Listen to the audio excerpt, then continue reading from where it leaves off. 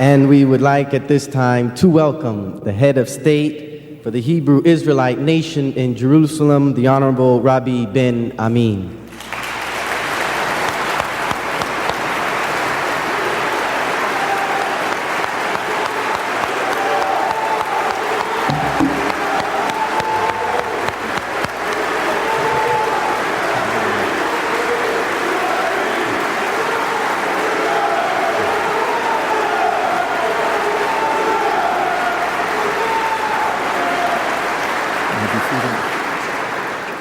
Thank you. First and foremost, I would like to give all honor, praises, and thanks to the God of our fathers, the God of Abraham, the God of Isaac, and the God of Jacob, the great, mighty, and benevolent God, which has blessed us in this dispensation of time by bringing us back from the lands of the captivity and allowing us to tread upon that great and holy land of ours. I greet you in peace. I would like to also thank the omnipotent God for blessing and keeping the elders of the congregation, those who paved the way and kept us and allowed us to arrive at this very critical juncture in our history. All of the beloved brethren on the dais, the strength that God has sent forth to assist you in this epic struggle against the forces of evil. Very briefly, what I would like to say, you've heard most of the political deliverances, and boy, these brothers can run down some statistics. And if we could take and turn in and draw funds from great lectures and speeches, we would certainly be a very, very wealthy nation. We have certainly won the acclaim for being some great and dynamic, eloquent speakers. But what I want to do is I want to touch briefly upon the spiritual aspect, because I cannot allow this to be swept under the rug. And I must continue to remind the brethren that are here and those of you that are there that we must keep God at the center of this struggle.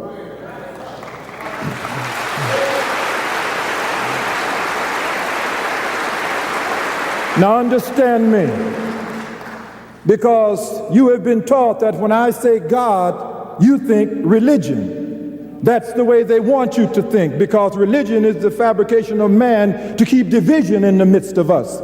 But a man's religion does not reveal to me his character. But I'm talking about the character of a man. Once I know the character of a man, I know to which family he belongs. But his religion does not identify to me anything except the traditions that he believes in.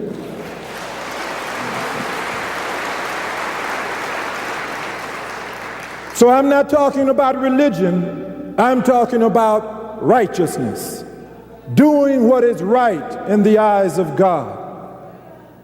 And by that I would like to say that, brethren, you cannot put new wine into old bottles.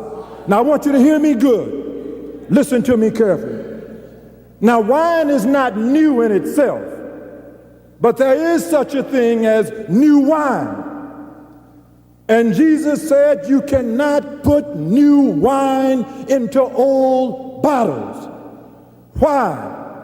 Because the pressure of the new wine will break the old bottles, and you will lose the new wine and the old bottles. There is a wine that is good for old bottles, but not the new wine, because there is too much strength in the new wine.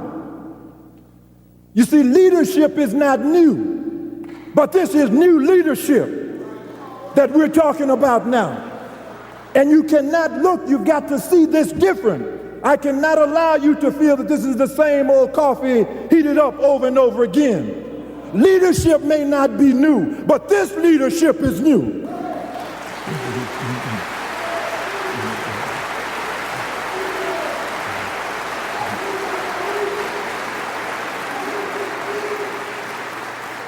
Wine, they've been making wine for thousands of years, but there is new wine. Now, and I'm saying that to say, Prince Asel mentioned about Brother Ben Chavis. You see, We have never felt that the NAACP belonged to us. And if you continue to see it in the old vision, you're not going to hear this brother or understand this brother. The NAACP is not a new organization, but there is a new vision and a new spirit in that organization. And you've got to hear and understand that Brother Ben Chavis represents a new NAACP. And although the NAACP has been here for hundreds of years, but this NAACP has not been here for hundreds of years. So you cannot see through the old eyes. You've got to renew your vision to understand what is taking place here today. I cannot allow you to feel that you can continue to go down the same path and soon you will meet solutions to your problems. When you are on the wrong path, you've got to stop and turn around and go in a new direction in order to find the solutions to your problems. You cannot continue down the same old path. That's the trick of the adversary, to continue to tell you just a little further down the road, boy, things are going to get better. But when you're on the wrong path, things are not going to get better. You've got to stop and get back to the junction where you got on the wrong path and get on the right path. Now, I'm saying that to say that we have been deceived into seeking progress. We've got to stop that search for progress, because progress has not only destroyed us, it is destroying the entire planet. Now we've got to stop, because where they are leading us, where progress has led us, is not where we want to go. Now we've got to stop and turn around and get back off of that path and get back to the junction where we made the wrong turn and get on the right path. You see, you've got to understand, there are right things for the wrong path. So someone may be telling you that right things are happening. Right things happen for the wrong path. But we want the right things on the right path to happen to us. So I'm saying that to say, for example, brothers and sisters, when you hear us mention a national health plan, I know I'm fixing to touch upon a very sensitive area, but when you hear us talking about national health plan, well, you see, that sound, that has a very grandiose sound to it, like we're fixing to get involved in politics. But brothers and sisters, in the new vision, the national health plan begins at the supermarket. The national health plan begins at your dining room table. You see, because other national health plans are planned to keep treating you when you continuously get sick. But I want to find the cure so that you don't get sick anymore, and we don't need any more national health plans. The great national health plan begins when you understand how to shop on Saturday mornings and how to prepare your table on Saturday evenings. That's the great redemptive national health plan. All other national health plans are merely treating the symptoms but not solving the problems. So it's a new vision now. A new vision. And with all due respect to all of the brothers and the sisters that have held down the fort, but things aren't going right. And we have been reaping what has been sown. There are relative laws that govern us as a people. You must reap what you sow. So be careful. Know the seeds that you are sowing, for the seeds that you sow is the harvest that you must reap. We look out here today and we see the fruit, but it says that the rotten fruit is the result of a corrupt tree. No one wants to deal with the tree. You want to keep alluding to the fruit. The fruit is a byproduct, but the tree is the problem. So, I want you to listen attentively and to understand we have a new vision. Visions aren't new, but we've got a new vision. We want to win. That's, first of all, the new vision. And when you want to win, you've got to control the tempo and determine the victory. That's why this is new leadership. We are going to control the tempo and we're going to define the victory. And there can be no victory, first of all, and we're at one with our God. This struggle has to be turned into a redemptive struggle, wherein we have decided to take the steps that are pleasing unto the God of creation, to invoke God into this struggle. That's why everyone is afraid now. Because, first of all, when you are given ingredients to a cake, and you put all of those ingredients in, and in the end you have a pudding, you don't have a cake. But they keep telling you these are the ingredients to make you a cake, and you want a cake. But at some point you've got to understand that the wrong ingredients. The wrong ingredients. We've tried the ingredients of education. We've tried the political ingredients. We've tried the economic ingredients. And we still think about a cake, but it keeps coming out of pudding. There's only one ingredient that we have not tried. That's the spiritual ingredient. It is time now. It is time now for us to try, for you to give the spiritual ingredient a chance. Seek ye first the kingdom of God and what is right in his eyes, and allow God to guide us in politics. Don't allow politics to guide us unto God. Allow God to guide us in economics. Economics won't allow us to buy God. And allow God to guide us on our path. And not try to circumvent. First of all, let us find peace with God. Seek ye first to manifest the will of God in this plan. And then, he said, all other things shall be added unto you. So wine may not be new, but this is new wine. Visions are not new, but this is a new vision. Leadership is thousands of years old, but this is new leadership. The NAACP is not a new organization, but there is a new vision.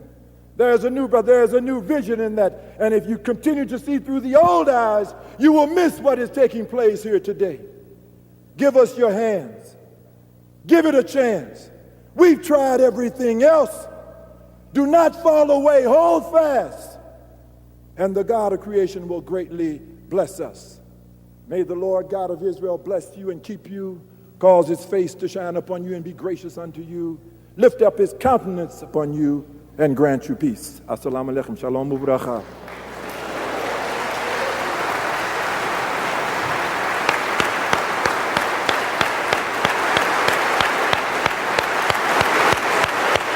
Brother Rabi bin Amin.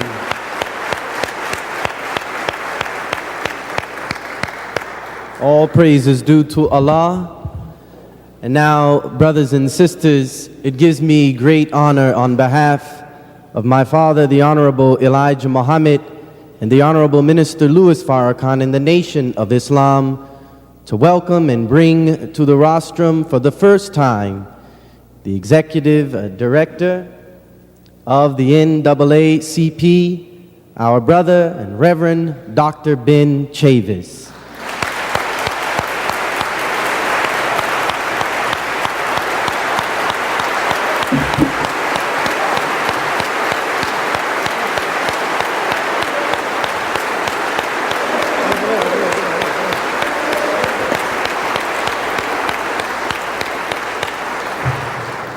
Thank you. First, giving all honor and all praise to God Almighty. It is our tradition to greet you with an expression of peace. Assalamu alaikum. This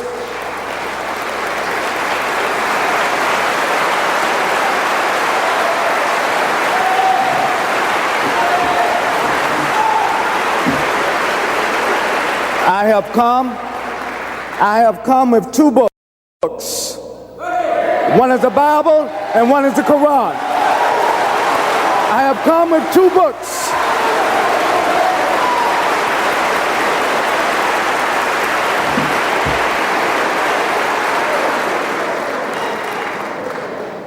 I want to say that I am honored to be in this holy place. A mosque named after an African woman, named after an African woman, Mosque Miriam. I am honored to be able to stand in the pulpit where the Honorable Louis Farrakhan, the Honorable Minister Louis Farrakhan, is the leader of the Nation of Islam. On behalf of the NAACP, I greet you. To Rabi bin Amin, that great visionary leader, spiritual leader, to Minister Akbar, that great academic leader, freedom fighter, to my colleagues in the NAACP, great freedom fighter Louis Myers, and to others who are here, fellow ministers, but most of all of the young brothers and sisters that have come from all of the various hoods throughout the nation, the strongest element in our community, the brothers and sisters who have made the peace, I greet you. I'm honored to look in your eyes. I see in your eyes not just a fight, not just violence. I see in your eyes the future of our race, the future of our community, the future of our people.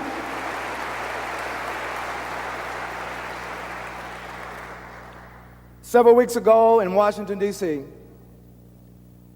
I reached out and shook the hand of the Honorable Minister Louis Farrakhan.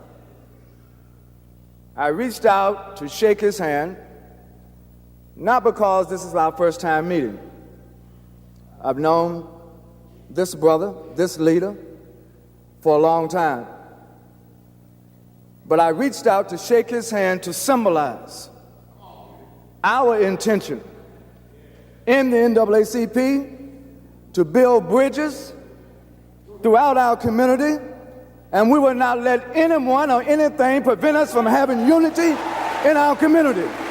We will have unity in our community. Unity in our community.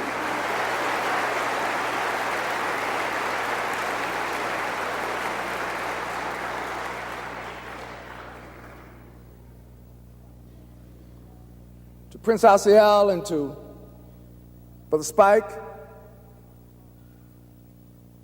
Brother Carl, Brother Omar, to Sister Marion, and to all of those that have worked so hard to pull this summit meeting off. I see the press is in the foreground,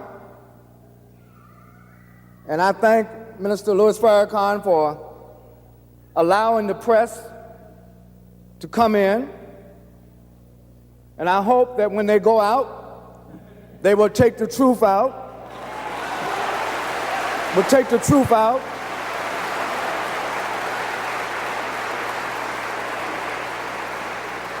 For too long, we have let them in our meetings, and then they have taken mistruth out of the meetings. But since this is a historic occasion, I would hope that the members of the media would at least express their appreciation for the hospitality that has been extended.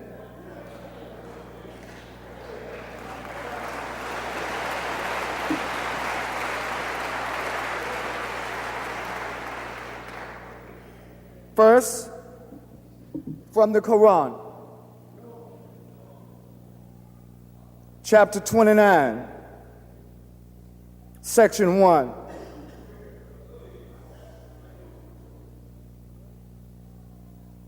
Verse number 2. Do men think that they will be left alone on saying, "We believe," and will not be tried?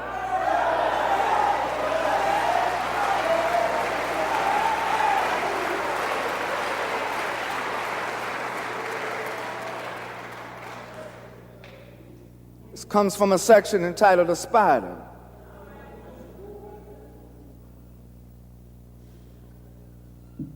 We knew that when we called for the peace, we would be tried. We knew it. We knew that when we asked young brothers and sisters to stop killing each other, we would be tried. We knew it.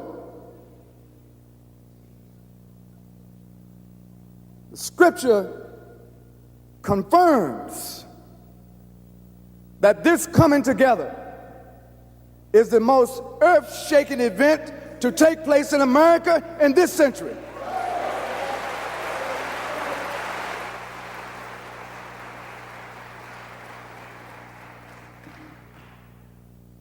From the Old Testament, from the prophecy of the prophet Micah, from the 6th chapter of verse 8. He have showed thee, O man, what is good, and what doth the Lord require of you, but to do justice, to love mercy, and to walk humbly with thy God. To do justice, to love mercy, and to walk humbly with thy God. Oh, brothers and sisters, this is a historic moment. Decades ago, the forces of our oppression hoped and even prayed that this day would never come. But I thank God, our Creator, for giving us all the breath of life to be here on this historic day. We know that the best way to celebrate our history is to make some more history.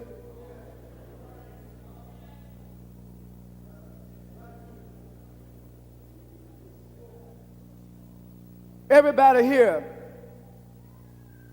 is on trial.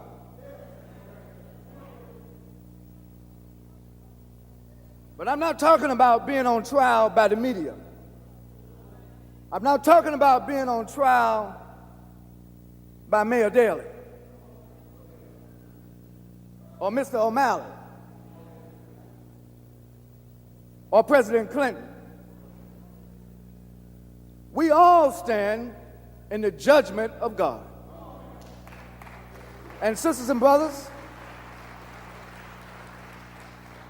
as God looks down on us this day, in this holy place, at this historic moment, God is smiling because the people of God are coming together across all of the lines of division. This is a holy moment. This is a holy moment in the history of our people, in the struggle of our people, in the travail of our people.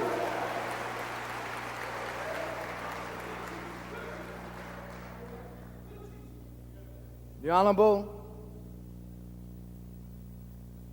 Rabbi Ben Amin is correct.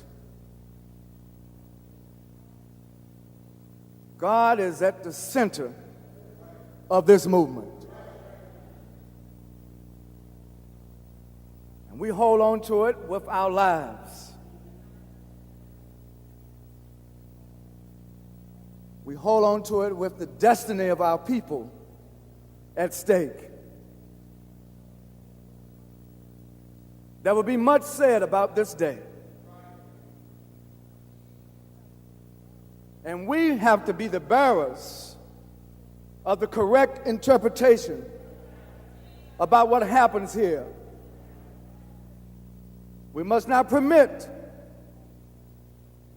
false messengers, false prophets,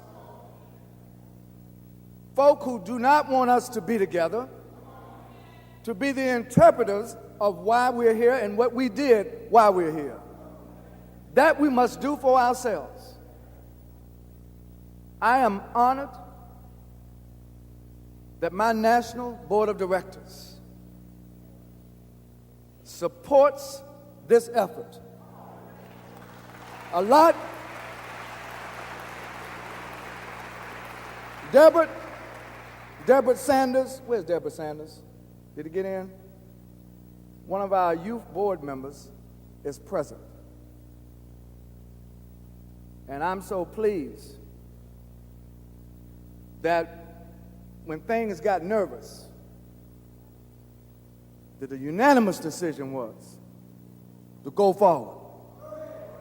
To go forward. We not only have a new vision, we have new energy, and we have new self-determination. We're going to do what is necessary to reach out to our brothers and our sisters in ways that are going to help improve the quality of life of our community. And so I come today not so much to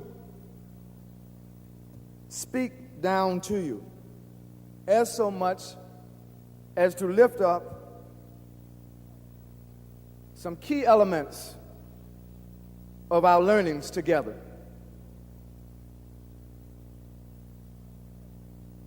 To the young brothers and sisters who are here, many of us know what it's like to be incarcerated.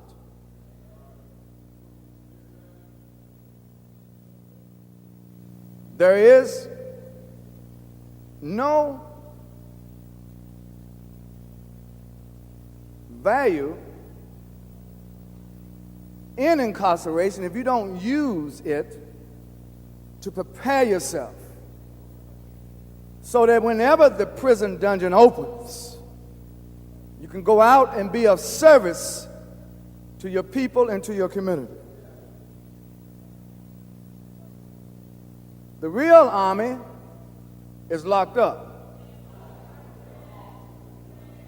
Some of y'all know what I'm talking about.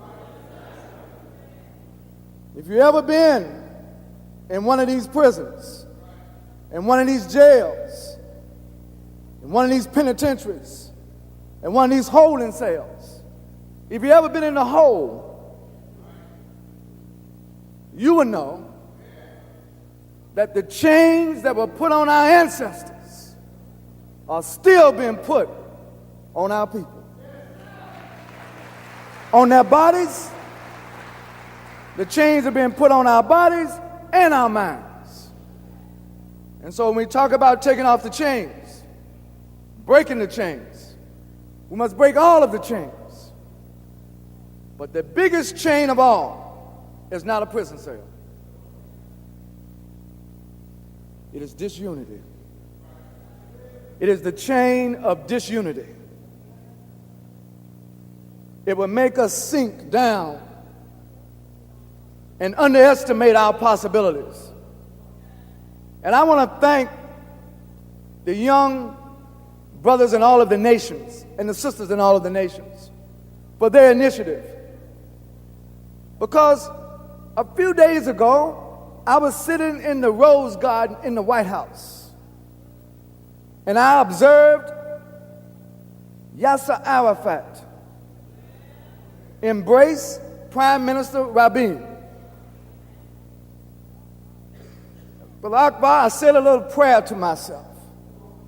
I say, if the Palestinians and those who call themselves the Israelis can make peace, why can't we make peace in the United States of America?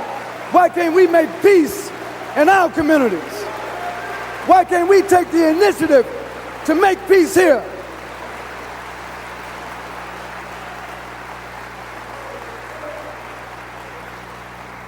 Now it's interesting that when Prime Minister Rabin and Yasser Arafat made peace, no one threw rocks at them. And yet, when our brothers here make peace, people throw rocks at them, throw stones at them, trying to intimidate our process of coming together. Keep in mind now, God is at the center of this. You throw a stone at God, you better look out, because that stone is coming back from where it came from.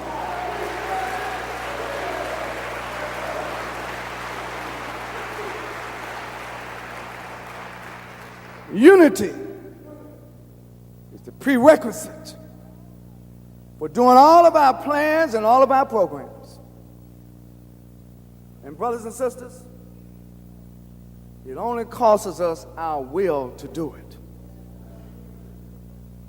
You don't need a budget for unity. You don't need a federal grant for unity.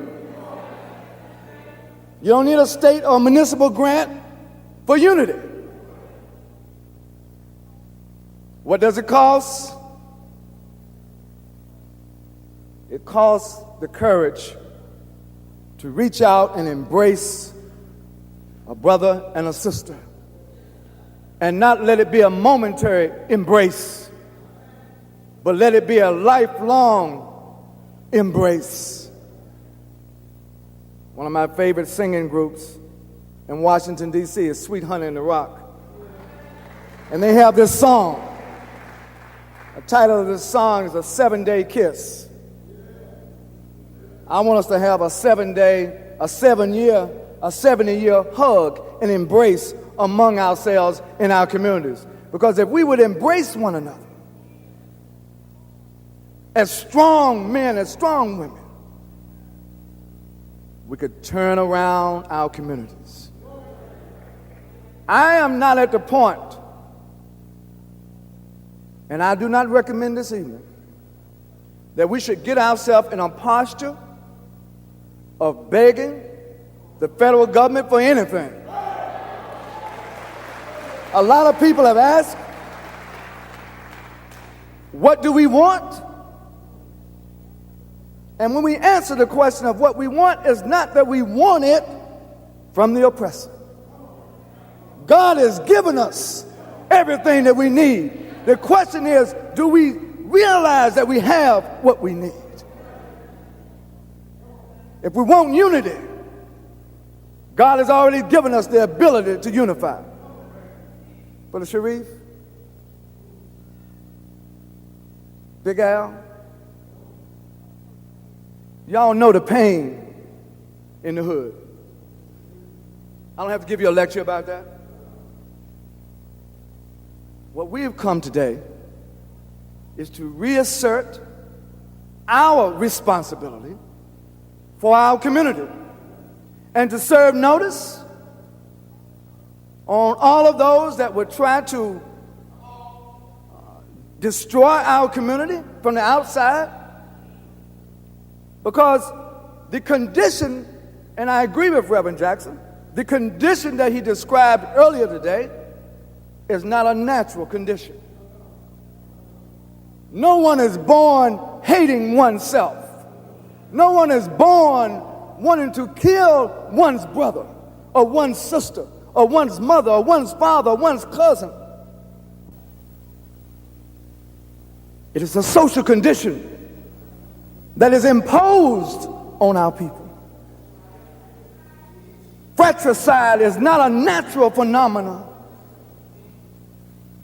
No one commits genocide on oneself.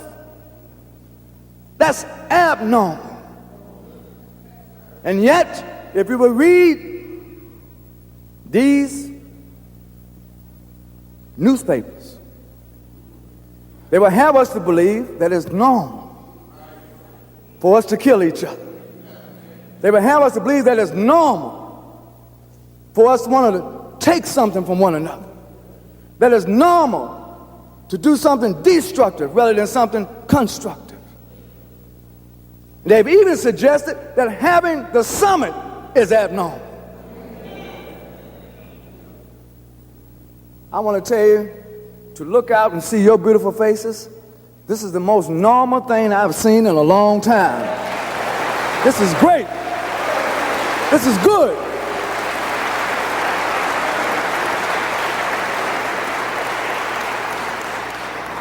I'm not going to be long. Unity. Brother spoke on the importance of spiritual development. Before we can have economic development or leadership development or political development, we must have spiritual development. Getting in touch and in tune with the Creator. And let me go back to the first point of unity. If we do not have unity with God, if we do not have unity with the Creator, you cannot have unity with sisters and brothers. But if we keep our hands in God's hand, oh, brothers and sisters, everything is possible if we keep our hands in God's hands. There are merchants of death and destruction that bring the guns to our community. There is no dope factory in the hood. There's no gun factory in the hood. But it's dumped on us for a reason. At the height of our militancy, I remember one of the glorious things I had back in the 1960s. I had an opportunity to come to Chicago and go by Muhammad Speaks. I had never seen brothers and sisters that looked like me in control of that kind of technology. This was back in the 60s. Had their own printing press. I mean, computers back then, taking care of spreading the word that nobody else would print. And so I've come today, maybe 30 years late, but I come today in the name of the NAACP to salute the legacy of the Honorable Elijah Muhammad.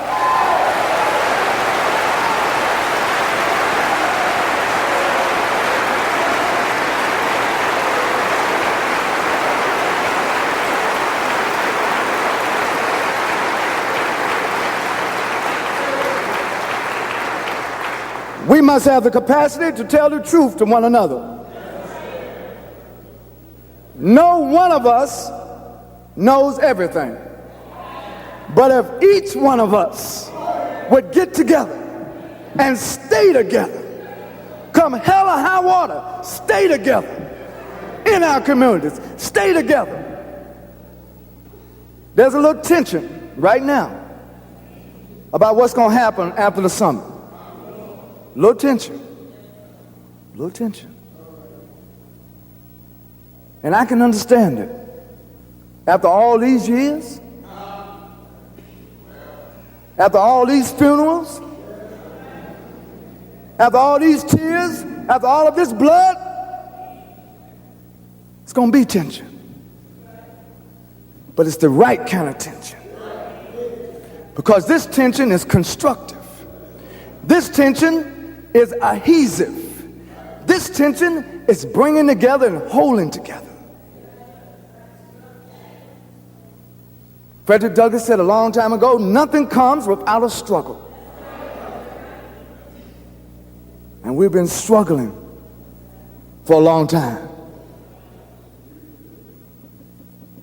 We're here today to offer our prayers to God in thanksgiving that in 1993 we have come to a junction, just not an intersection, but a junction where we all can function. A junction where the responsibilities of each one of our people, each one of our elders, as well as each one of our youth can be well understood. Because if the peace is to be maintained, it has to be the responsibility of each one of us. We all do not come at this at the same level or at the same place, but we all come at it. We all support it. There's a diversity of talent and skill in this mosque this afternoon. Friday, we were in Trinity United Church of Christ, a great display of spiritual unity. Then we went out to Cabrini Green. Sister Marion here, Marion Stamps. Stand up, sister. Strong African woman. Strong African woman.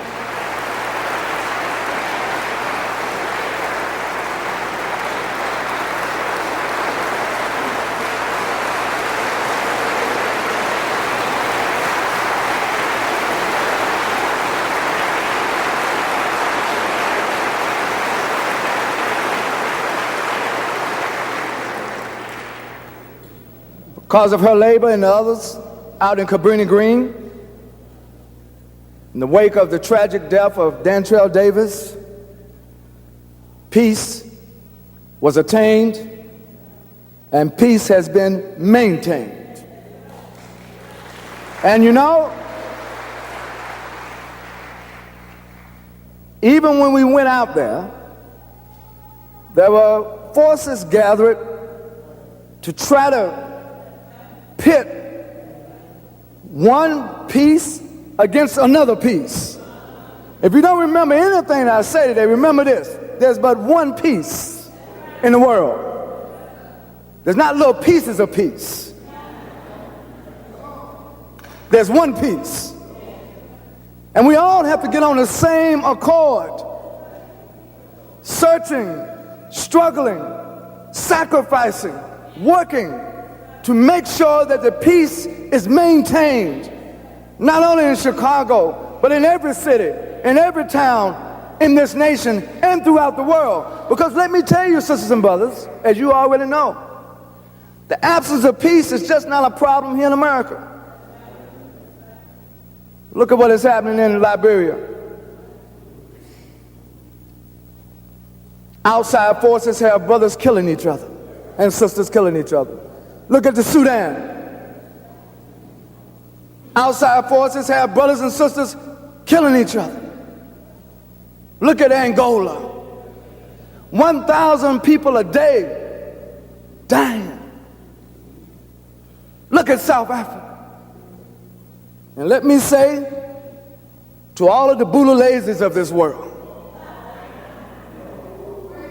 hello. Sometimes I got to tell the truth. Sometimes the agents of this unity look just like me and you. They're not all white. Sometimes they look just like me and you.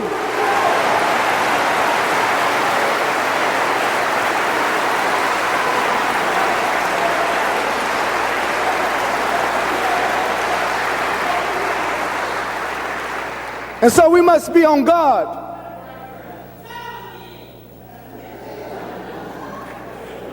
At the Congressional Black Caucus, I was sitting next to Minister Farrakhan. We were on a panel with Reverend Jesse Jackson and Sister Maxine Waters and Kwasi Mfume. It was a wonderful panel. But I could tell that there were some in the audience that just loved it when it was kind of like friction.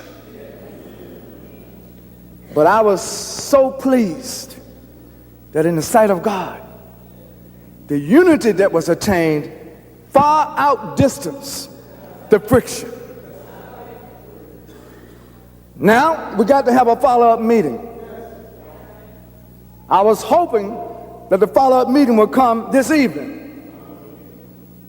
One of the things I learned when I was in prison, gotta have patience. Gotta have patience. Gotta have patience. Minister Farrakhan is here. I'm here. We're gonna meet. And the door is open for all of the leadership to come to the table and sit down and meet about the condition and how we're going to transform the condition of our people.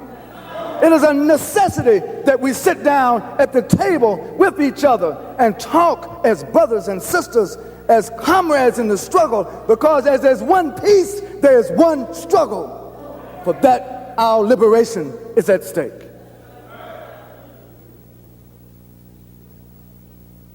After we attain unity, and in the process of reaching for unity, when I said that we were not going to beg for government programs, obviously I am advancing the notion that there are some things that we must do for ourselves. Last year, African Americans, as we are popularly called, the descendants of Africa in the United States, spent legally almost $400 billion. But most of it was spent outside of our community. Most of it was spent on things that don't serve our community. Most of it was spent not in the interests of our community. We have to come up with a discipline that enables us to spend more wisely. Not only just to conserve, but to engage in economic development, that to engage in economic empowerment, not for the sake of a few getting rich, but for the sake of lifting the whole of our community upright, lifting up so there can be adequate food, adequate shelter, adequate clothing, adequate education, adequate health care for all of our people. And I agree with my brother again.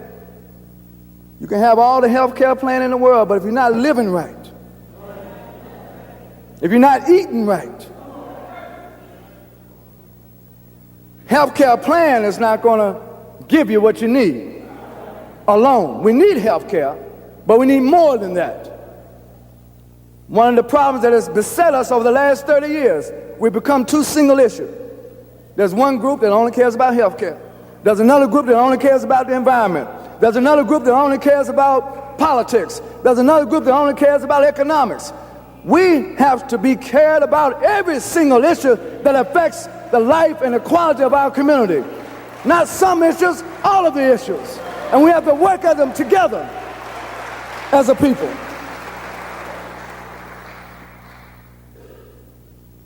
Lastly,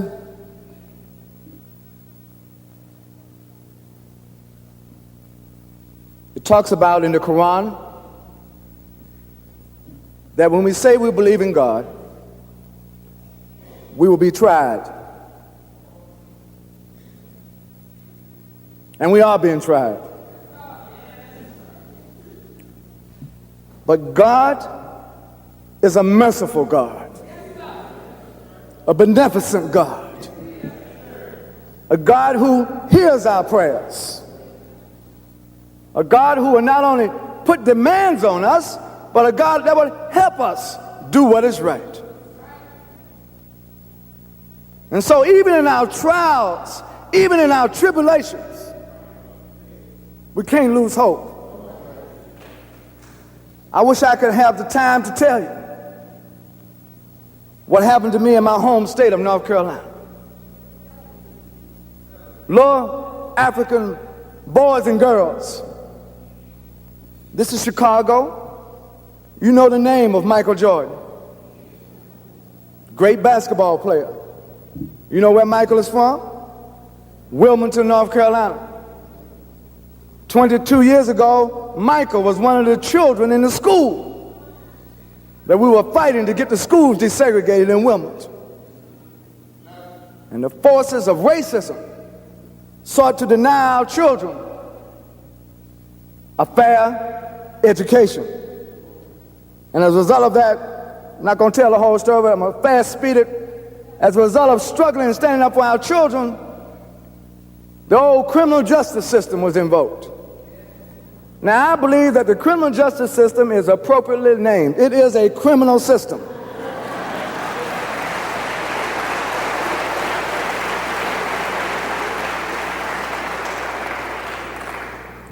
All 10 of the Wilmington 10, 8 of whom were only 15, 16, and 17 years old. Young brothers who stood up for their community and were incarcerated for many years in prison. Well, they spread us out in 10 different prisons, Prince, trying to create disunity. But you know, and then after spreading us in 10 different prisons during the 1970s, they kept moving us around to different prisons. I was held in 5 different state prisons. They said, well, we can't let this man stay in this prison long because he was organized. So they moved me around. But God moves in mysterious ways. By moving us around and gave us contact with more and more brothers, we just organized more and more. More and more.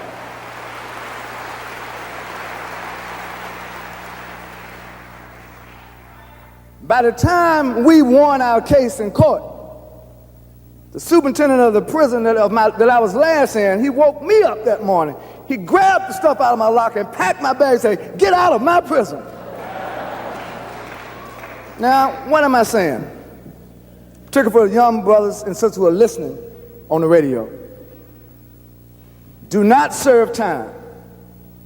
Make time serve you. Make time serve you. Prepare yourself. Prepare yourself. Read, study, excelled. Learn how to use your hands and your mind. Apply yourself in the struggle and learn from the elders. One of the things I'm learning, and I'm going to share this with you, I'm going to always be honest with you. There is a value that I've learned already in being in the NAACP. There are a lot of senior citizens who have that wisdom, Prince, have that wisdom, Lou, who know what it was like in the 40s, in the 50s. If you think we've had hard times now, ask the elder sisters and brothers how it was. This is not the first time we've had hard times. If there's a difference, and there is a difference, it's our ability or disability to come together. And that's what's so unique about this summit. This summit will pull the Congressional Black Caucus together. This summit will pull the ministers together. This summit will pull the academic types together. This summit will pull all of the segments of our community together. Why? Because this summit is dealing with the ultimate issue of life and death. Of life and death. Of life and death. And we come today in conclusion, seeking life over death, seeking peace over violence, seeking unity over disunity. And will we have it? Yes, we're going to have it. Because God ordains us to have it. We're going to have peace in our communities, justice in our communities. God bless the peace God bless the peace.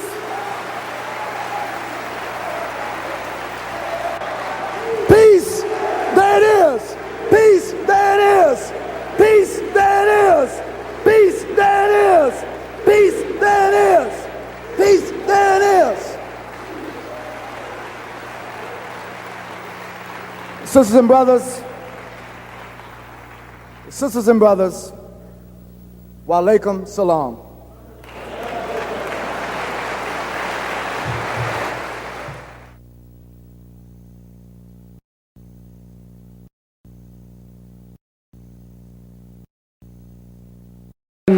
Dr. Ben Chavis, let's give him another warm round of applause. Let him hear that you love him, that we appreciate. All praises is due to Allah. All praise is due to Allah.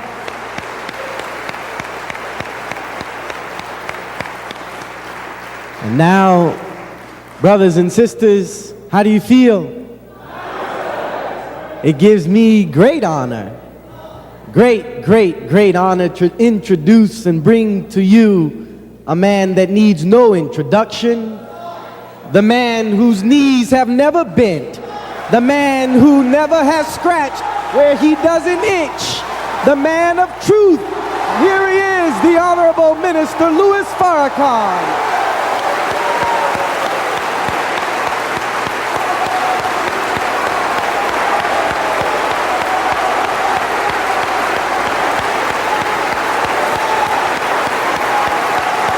Allahu Akbar! Allahu Akbar! Allahu Akbar! God is the greatest! Allahu Akbar! Allahu Akbar!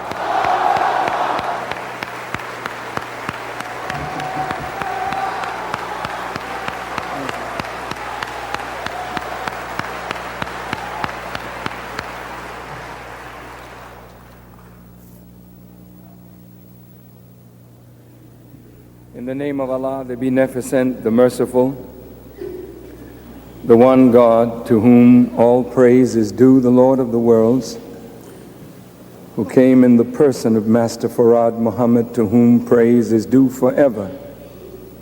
We thank him for his coming and for raising up in our midst a divine leader, teacher, and guide, the messenger of Allah, the Honorable Elijah Muhammad. I greet all of you, my dear and wonderful brothers and sisters, with the greeting words of peace. Assalamu alaikum.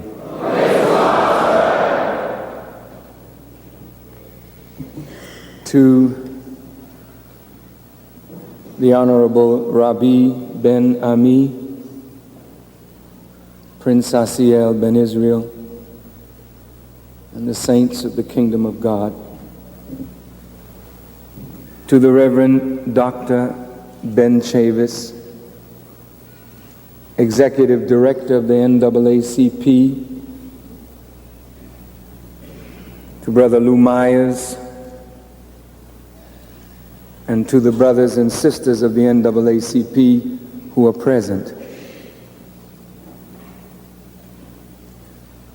To all of the community leaders who have participated in this summit to bring about a greater peace and unity in our community. And to all of our young brothers and sisters who have been and are a part of what is called street gangs.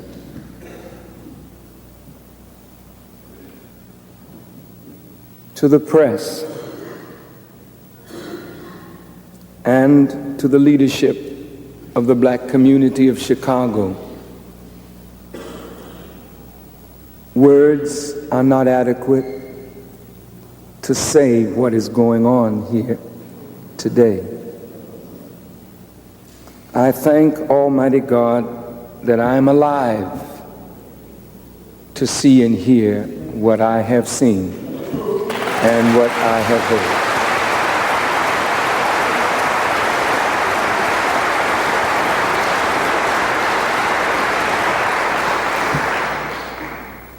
To the Reverend Dr. Ben Chavis,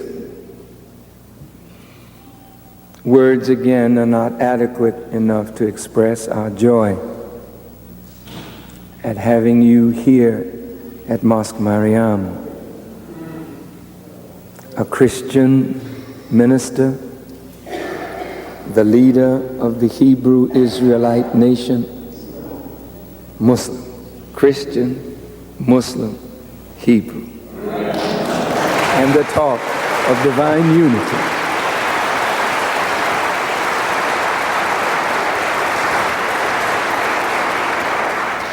The Honorable Elijah Muhammad would be very happy indeed. He knew that such a day was coming. He told us that it would come. And I am so proud and grateful to be alive and to be a participant in the coming together of us as a nation of people, that we may affect change in our lives and change in the world. As a boy, my first growth, Dr. Chavis, was from the reading of the Crisis magazine and the writings of W.E.B. Du Bois. My father was a Garveyite, and so Mr. Garvey could be considered my grandfather, and the NAACP could be considered my grandmother, because without that organization feeding us words of encouragement and truth, we would not be able to be where we are today. I am so thankful to Allah that you have become the executive director of this organization.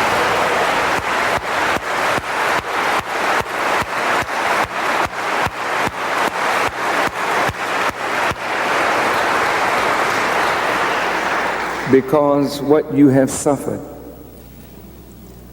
in the name of the struggle of our people has acquitted you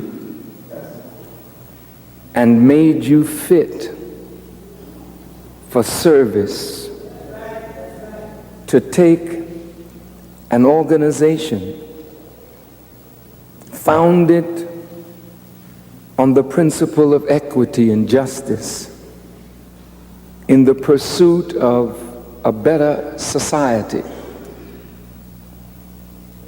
that you, with the bold vision that God has given you and the staff to support you and the board to back you, will take this organization and make it not only a national organization, but an international force for the liberation of oppressed people all over the world.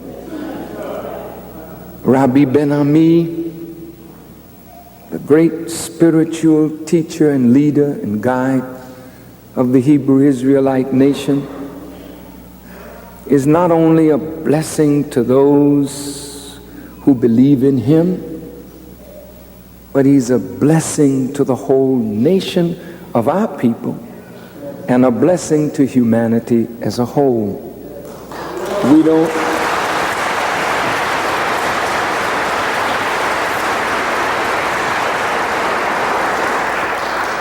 We may not understand fully at this point in time, but as time goes on, you will see how God had his hand so thoroughly, even in our degradation, that we would go down so low that it would force those of us who love ourselves and love our people to overcome the pettiness that has kept us apart from one another, to seek a greater good, which is the unity and the survival of our people. And so we're here at Mosque Mariam, all of us present to pay honor to God, for it is only His Spirit moving in our youth that could cause them to make peace one with another over the rivers of blood that have been shed. And there has not been a white intercessor who started the trouble among us in the first place, calling us together to make peace among us. It is we who have decided to make that peace among ourselves.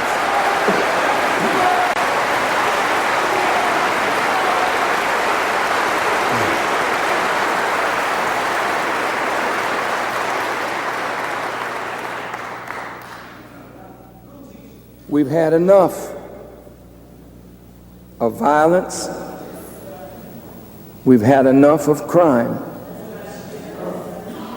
We've had enough of wickedness. And we hunger and thirst for something better. My brother mentioned penitentiary. And in the word penitentiary is the word penitent. There is no penitentiary that is in fact a penitentiary, for these places harden criminals and make them go out into the world even worse than when they came in to the so-called penitentiary. A penitentiary is a place where a person does penance and is penitent for having done wrong.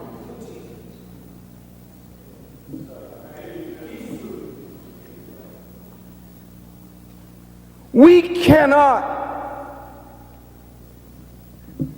heal the wounds that we have inflicted upon one another in the name of ourselves or our gangs or our organizations, because the offense is bigger than what it appears to be.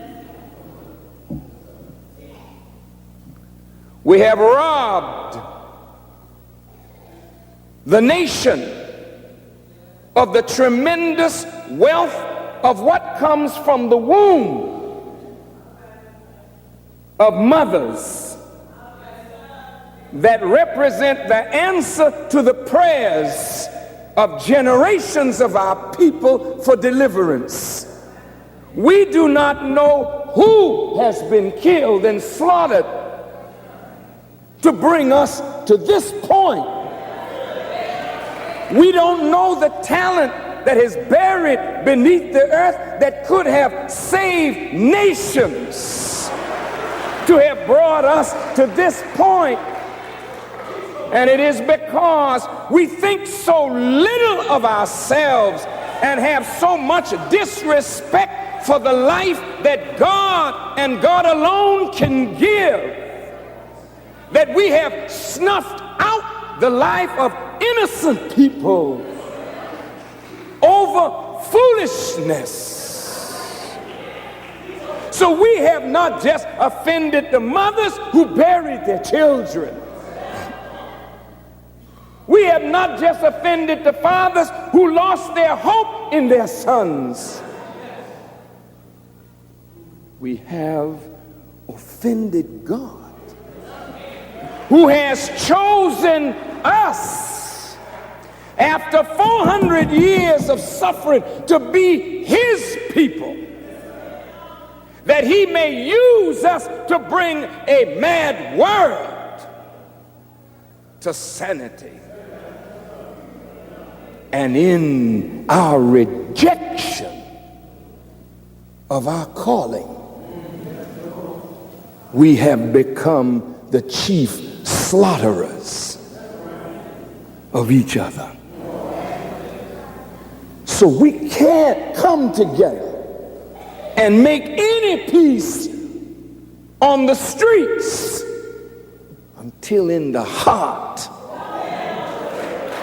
we make peace with God and come to the position where you say to God, not in no bold, arrogant way. You gotta be like the prodigal son. You can't come back home now after all this hell and misery and destruction and say, I'm home now, give me the chief seat. Hell no, there is no chief seat.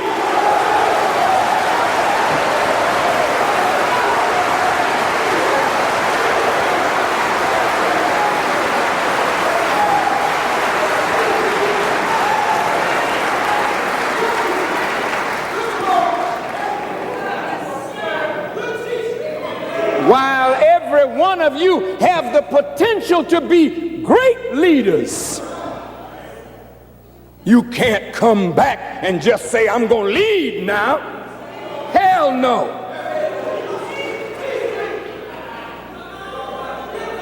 What kind of leadership will you offer to a suffering people but the ignorance that you have continued to pour out on your poor and suffering people?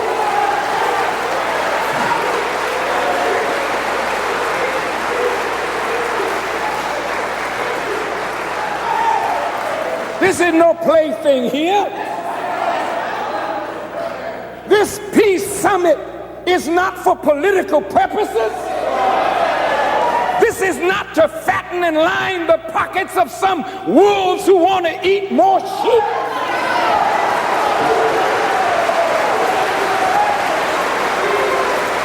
This is not to enhance the leadership aspirations of individuals. It don't give a damn whether we become mayor, alderman, senator. It's all about saving the lives of thousands of our people who are dying in the streets.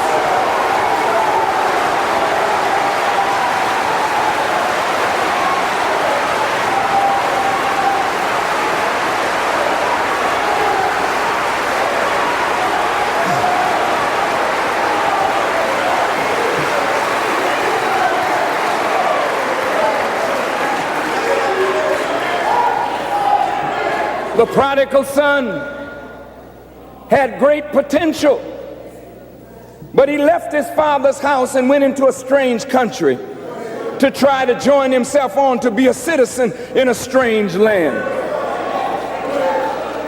And he fell down in that strange land after squandering his substance to become a feeder of swine and a husker of corn. And one day a famine arose and he became so hungry. It was only then that he remembered his father's house. And he said, I think I shall arise now and go back to my father.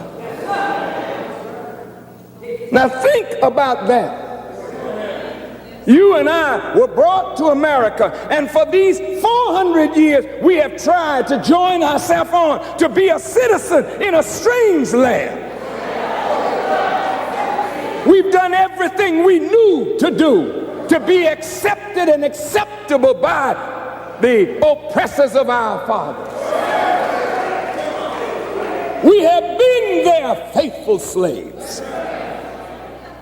We built the country. We laid the tracks and cut down the underbrush, taught the white woman how to sew and how to cook. We built your mansions. We fought in your wars. We shed our blood on every foreign battlefield for a freedom that we have yet to enjoy. We died by the thousands in the north and in the south, fighting so that you could preserve the Union of America. But you oppose our effort to try and unify the people that your fathers and your institutions have destroyed and are still destroyed.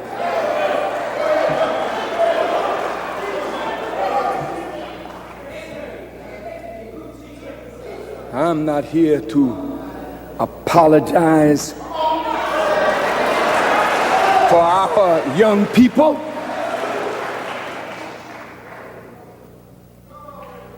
Whatever they are made in America.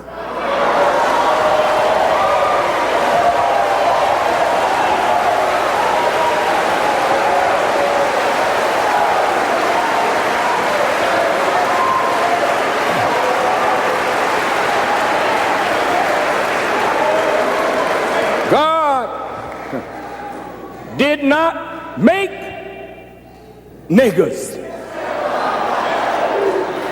White folk made niggers. God did not make whores with attitudes. And God did not make bitches with problems. White America made you this way.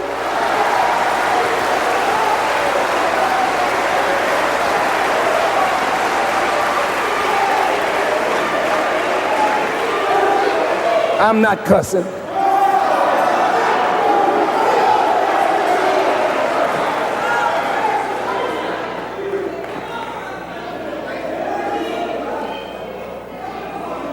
So you should have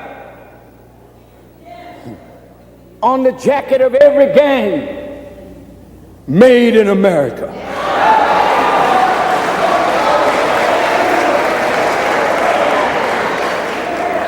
When you see people killing each other over colors, say, made in America. When you see a man selling drugs to feed himself and his family or to acquire the good things that you show on television, say, made in America.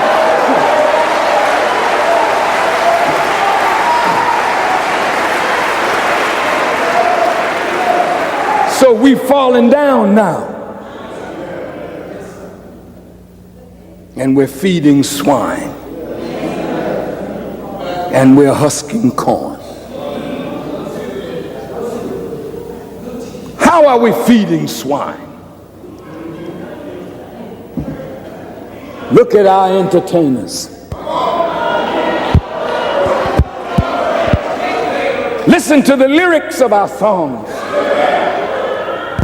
Look at MTV and see yourself paraded before the world as a low-down, filthy, unworthy person, even to be called a member of the human family. Listen to the language that is now not in gutter conversation in barrooms or prostitution houses, but now you can turn on your television or go to the cinema and the most foul and filthy words and deeds you are now paying your money to see. You're made in America.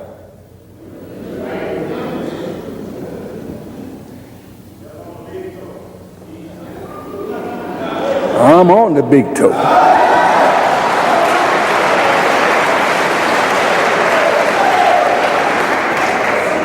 Because, brothers, it's easy for us to have a meeting and beat up on white people and say how white folk did this and white folk. Let's leave that outside. That's not what this is about. Because if we get our own feet out of our own ways, there is no white man on the earth or in the heavens above that can stop us from attaining what God Almighty has already willed for us to have. So it is no longer the fault of white people. It is our own fault. And therefore, it is our own responsibility to get our own house in order. And this is why we give honor to Prince Asiel and Sharif and all of the brothers who organized the summit. They didn't ask permission from the mayor, from the governor. They said, we got a job to do, let's do it. And so now that you recognize a famine has come. What kind of famine? You look well fed. What kind of famine? A famine for the hearing of the word of God. There's no God word among the gang. There's no God spirit. And so now that you recognize you've gone as far as you can go, you're destroying yourself, your community, your homes, your family. Wait a minute, what am I doing? I think I will arise and go to my Father. It's not just enough that you wake up, but you got to be on the move toward your Father, not your foster father that named you Johnson, Jones, Smith, Culpepper, O'Reilly, O'Toole, O'Fool, whatever the name is that they put on you. That's your foster father, not him.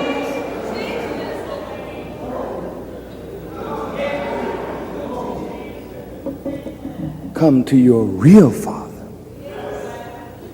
And the Father was sitting back looking at that prodigal son. He knew he was going to come home. And when he said, I think I will arise and go to my Father, the Father saw him coming. The Father didn't stay still. The Father went out to meet him. See, the moment you turn, brothers, back to God, God don't just stand still. He starts moving toward you. That's where your power is coming from. If you really want power, it's not in no gun. Farrakhan don't carry no gun. Don't need a gun. My gun is in my mouth. And it's a bigger cannon that you have ever seen, because they have no weapon to stop the progress of truth.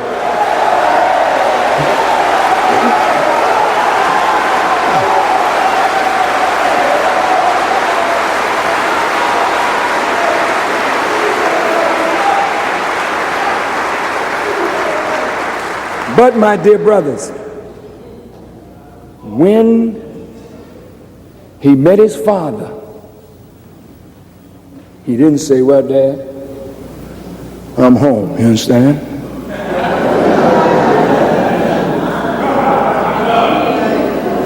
How y'all been doing? What you got good on the table? Y'all glad to see me?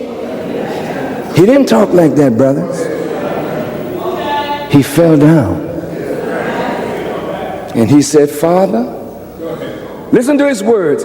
I have sinned.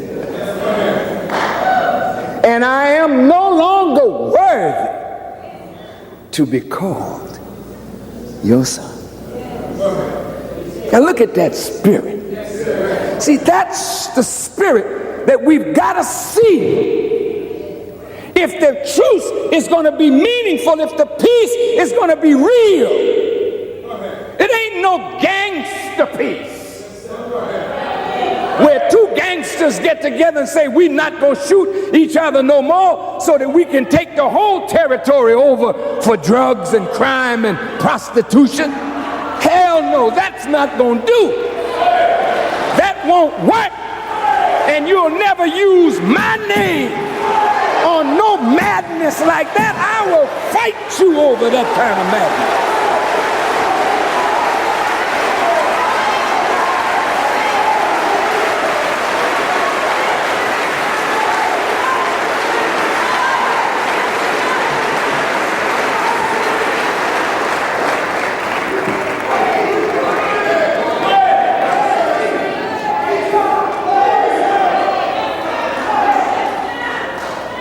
So the mayor and the police chief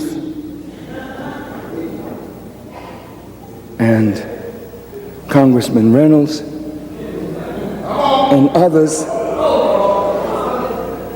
may just hold up a minute, because this is no gang of thieves sitting down to talk about cutting up the pie.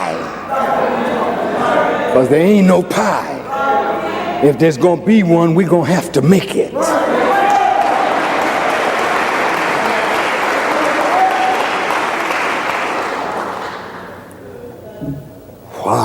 Why is the Reverend Dr. Chavis and the Reverend Jesse Jackson and Rabbi Ben-Ami and Reverend Jeremiah E. Wright and Alderman Streeter and others, why would they lend their names and their dignified posture and position to glorify gang activity? Why, Reverend Jackson will lose his posture. My God.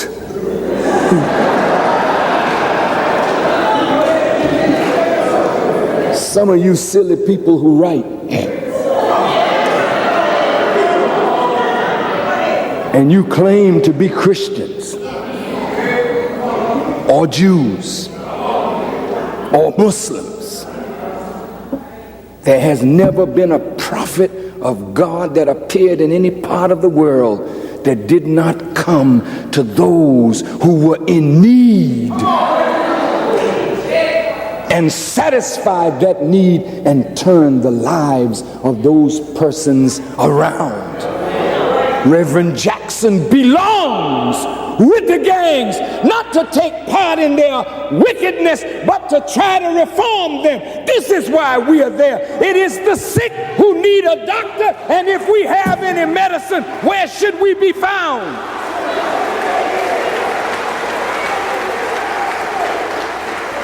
So don't fault us.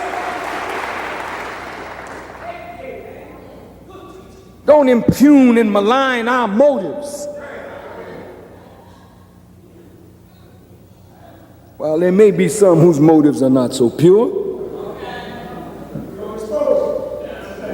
but they're going to get lost along the way, because this is not our action, this is God's action. And anybody that is not in accord with the will of God, you're not going too far with this.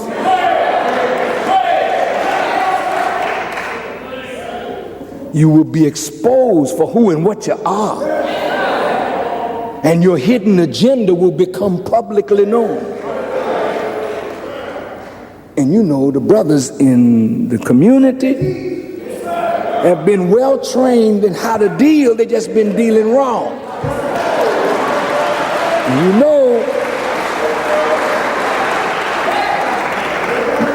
they'll handle these kind of people. And if you think white folks made you frightened, wait till to use your word, Reverend Chavis, wait till the hood wakes up. When the hood is awake, everybody gonna have to walk right in the hood. And so when you come, white folks, into the hood, we're going to make you straighten up your back and walk right. If you come for our women, you came to the wrong place.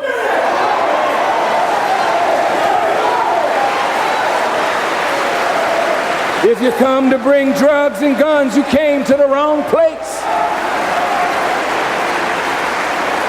It's going to get like that in just a few days. Isn't that right, brothers and sisters? And so, I don't intend to be too long.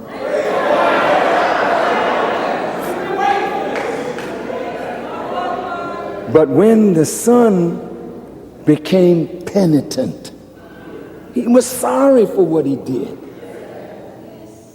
He knew he had hurt his father and hurt himself and brought dishonor to the family. So he didn't come back, with a chip on his shoulder. And when he fell down, the father picked him up and said, "Son, in words, I forgive. You had to go and learn what you learned so you'd be a more effective helper in the house of your father. I forgive." Brothers, kill the fatted calf. What? Some of the brothers that stayed at home didn't like that. They said, "Wait a minute, Dad, what you doing? You don't kill no fatted calf for no gangbanger. This wild dude been tearing up the community. What do you mean, kill the fatted calf? And go get a robe too? And then a ring? Dad, are you losing your mind?" And the father said, "Rejoice, son, for this that was lost is now found. This that was blind can now see. This that was dead is alive now forevermore. Rejoice." But the only way that can be made real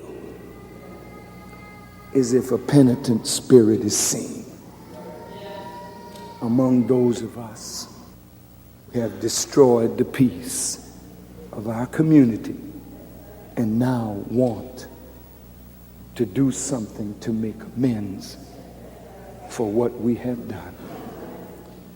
I want to do like Ben Chavis, my big brother over here, and I happen to have my Bible with me and my Quran too. And I want to read a few little things, please, and I want to make a few comments and then wrap this up. And the word of the Lord came to me saying, "Son of man, speak to the children of your people and say to them, when I bring the sword upon a land and the people of the land take a man from their territory and make him their watchman, when he sees the sword coming upon the land, if he blows the trumpet and warns the people, then whoever hears the sound of the trumpet and does not take warning, if the sword comes and takes him away, his blood shall be on his own head. For he heard the sound of the trumpet, but he didn't take warning. His blood shall be upon himself, but he who takes the warning will save his life. But if the watchman sees the sword coming and does not blow the trumpet and does not warn the people, and the sword comes and takes any person from among them, He is taken away in his iniquity, but his blood I will require at the watchman's hand. So you, son of man, I have made you a watchman for the house of Israel. Therefore, you should hear a word from my mouth and warn them from me, not from yourself. Warn them from me. Now, brothers and sisters, leaders who are present, when you're in a position, and we're in a position of leadership, we are watchmen over our people. Now listen carefully. Some of us are so busy going after the things of the world that we don't see the sword coming.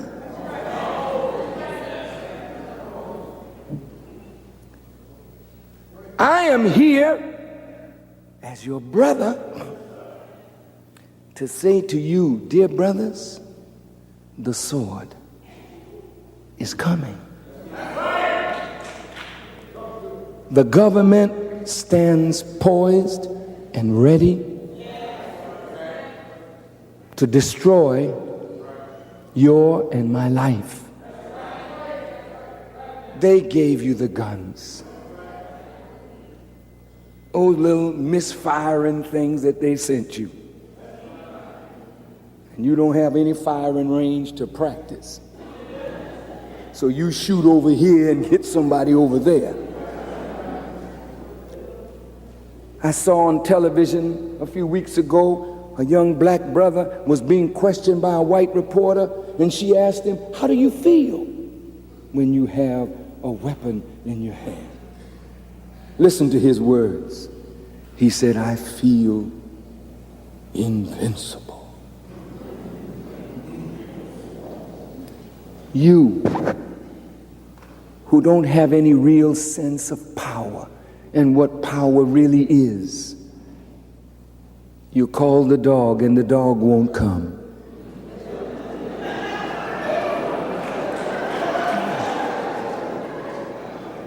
You call your wife and she goes the other way. But with a gun in your hand, you can call Fido or kill Fido. You got power. You got juice. And you're so juiced up till you're deluded. When you look at that clip in that little weapon that shoots 30 times, you say, I got something here. Watch this. Boom, boom, boom, boom, boom, boom, boom, boom, boom, boom. But it gives out, baby. And that's just enough to kill your neighbor and set you up for the big guns that stand poised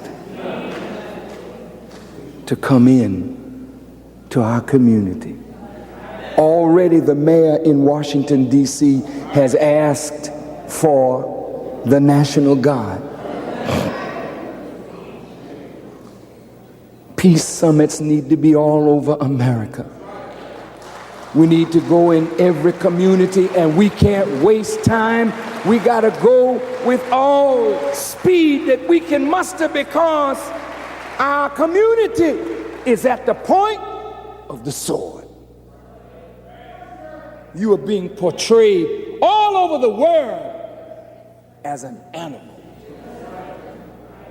And if white folk come in and start shooting you down by the hundreds, there will be no outcry anywhere in the world, because you have already been portrayed as the animals of American society.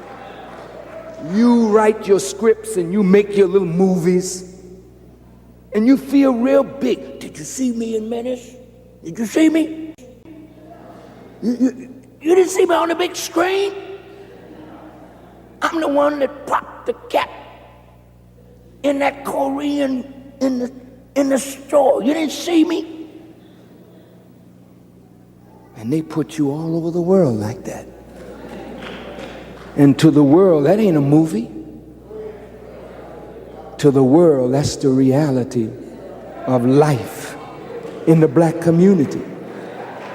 And just as the troops moved on the dissenters in Moscow, the hardliners, and shot them down just a few weeks ago, and there was no outcry because Boris Yeltsin has become the darling of Western society. And anybody that opposes him and his idea of democratic reform, if they're done away with, well, we've done away with an obstruction. What about us? Do you think MTV is not on all over the world now? And they see you, sister, with that string in your backside, dancing. You call yourself an artist? Look at how you're being portrayed. Is that art? Or have you become just low down and filthy and a shameless, shyless human being? What have you become?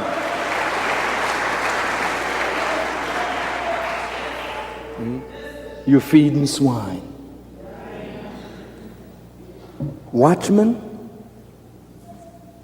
you're not warning the people. So every one of these that die, what do you think God is saying to the shepherds? You say, well, I talk to my congregation. But the trouble is not in your congregation. The trouble is in the streets. And if our voices are not heard in the streets, then our ministry is not warning the people. Am I making sense?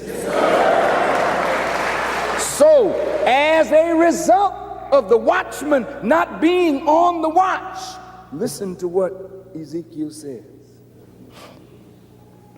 to the irresponsible shepherds. And the word of the Lord came to me, saying, Son of man, prophesy against the shepherds of Israel.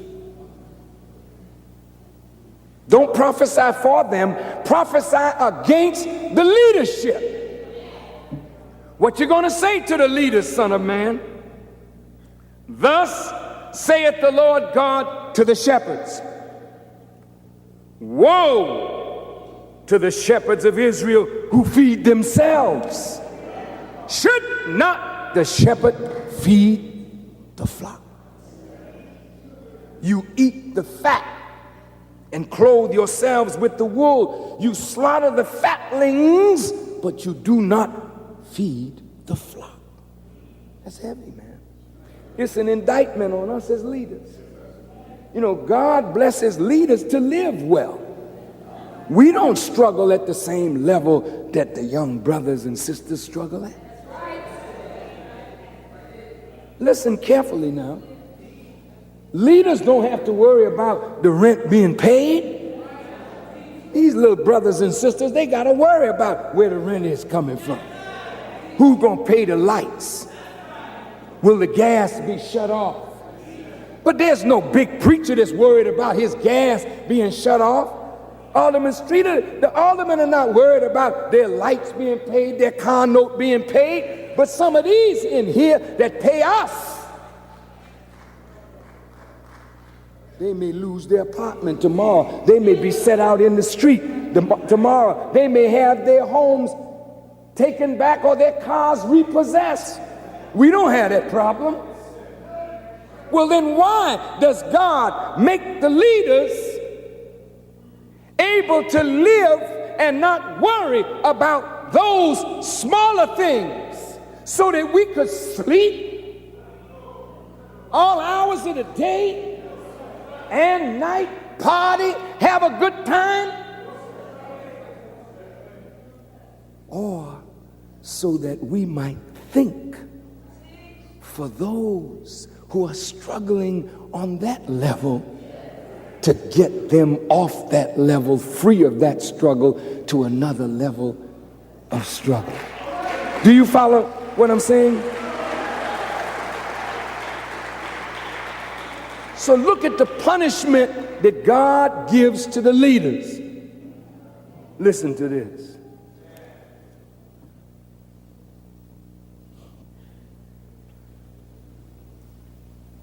As I live, saith the Lord God, because my flock became a prey, and my flock became food for every beast of the field, because there was no shepherd, nor did my shepherds search for my flock, but the shepherds fed themselves and did not feed my flock. Therefore, O shepherds, hear the word of the Lord. Behold, I am against the leaders. This is God talking. God is saying, I am against the shepherds. Well, what do you mean, God? Listen to this word. I will require my flock at your hand. I will cause them to cease feeding the sheep, and the shepherds won't be able to feed themselves anymore. For I will deliver my flock from their hands and from their mouths, that they may no longer be food for the shepherd. Now, I'd like to just close this out. Brothers, sisters, the children are not listening to their parents anymore. Parents, you may say something wrong with my children, but did you ever think that there was something wrong with you?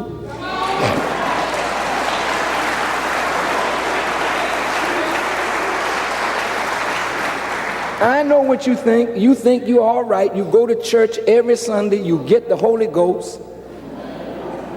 And you pay your tithes. And you're a good Christian, a good Muslim, a good Hebrew. But yours is a self-righteous hypocrisy. You don't really see, but your children see. And they're not listening to you as their parent anymore. You want to knock the gangs. There shouldn't be no gang. Well, there wouldn't be none if you were the right shepherd. They wouldn't have to find refuge in the streets if they had a home to find refuge in, if they had a real school and a real church to find a refuge in. But the church and the school and the home have become Satan's playhouse. Let's talk about it.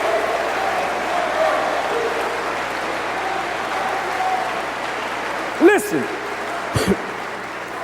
Y'all all right? Don't get angry with me.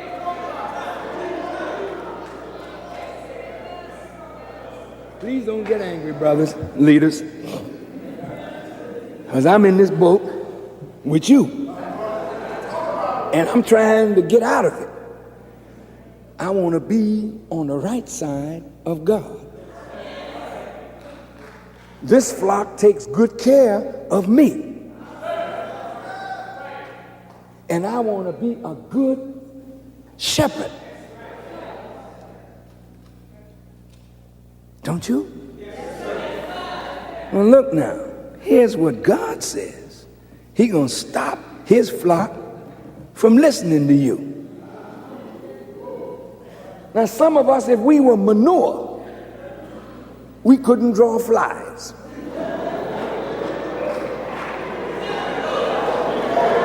You could be out there with your Bible, with your Holy Quran, dressed in fine robes. Ain't nobody coming to hear you. God don't want his flock listening to you no more, because you're not the right preacher. You're not the right politician. You're not the right educator. You're not the right mother, nor the right father. So God is taking your children from you. They're in a no man's land right now, but they're only awaiting the voice and the call of the Messiah. Now, you say, well, wait a minute.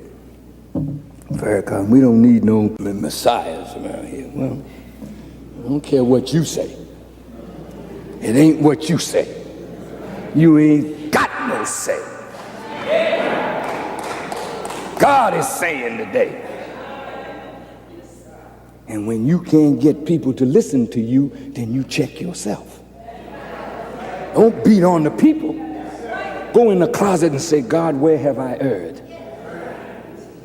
This is not entertainment. This is real. When you make an altar call and can't nobody get up and come join, don't check the people, check yourself. Because there's something wrong with you, preacher. You're not the right preacher. And I tell you, frankly, I want unity, but I don't want no unity with no jive time hypocrite. Listen carefully to what I'm saying now. I want unity. But I don't want no unity that's a plaything. We all gonna hook up to lie some more to the people. What is the basis of our unity? Listen now, there's no plaything with me. I'm willing to die to bring it about and do something else to bring it about. But I refuse to be a party to that God don't want united. You can't put oil and water together, and you can't put hypocrites and believers in God together. You can't put the transgressors. No, I'm telling you straight. If you want unity, then there's got to be a base upon which that unity is found. And that's where I'm going to end this talk. I know I can unite with Dr. Chavis. Why? He ain't a Muslim. Why ain't he? He's as much Muslim as any Muslim in here. As far as I know. We're not attaching ourselves to labels. We're attaching ourselves to principles. And that man stands on principles. And as long as he stands on principles, Rabbi stand on principles, I stand on principles, we stand on principles, then our unity is not a sham. It's real. But there are certain people that God don't want at the table. And if God is through with you, then I don't want to see you at the table. If God don't want you, I don't want to be with you. So the book said, whosoever will, let him come. We ain't forcing nobody, especially if your trumpet have a mute on it.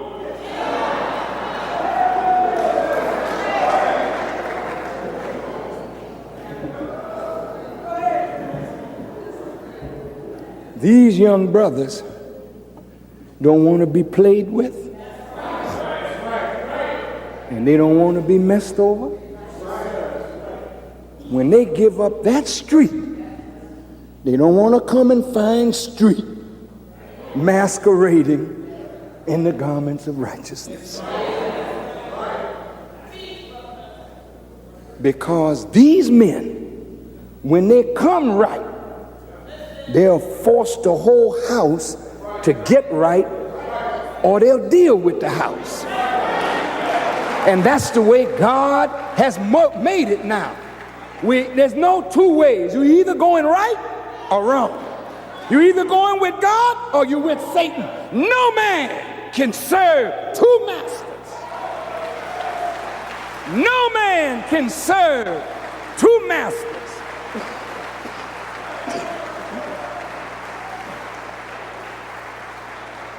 So,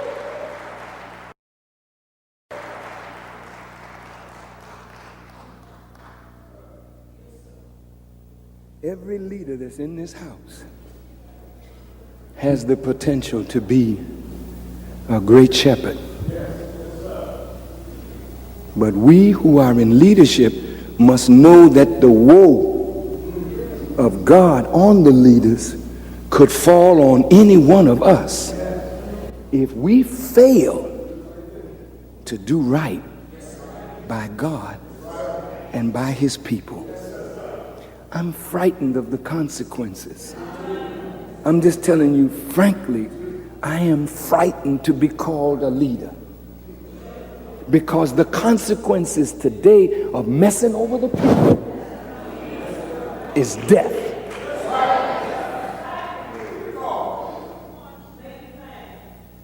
And so, beloved, I close with these words. Peace is not a word.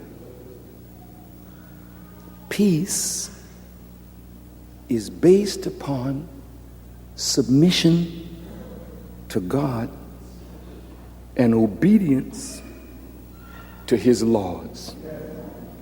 Peace. We want peace, brothers? Peace starts first with God. And you make peace with God by total surrender to his will. And brothers who are in the gangs, or what they call gangs, if you make up your mind to submit to God, that's your personal decision. But when you make that decision, listen carefully now, these gainsayers that mock your peace effort will not be able to mock your effort, because your submission to God will bring about a complete transformation in your life. And that is what the world wants to see. Not talk peace, but make peace by submitting your will to do the will of God. Brothers, you should adopt a greeting of peace.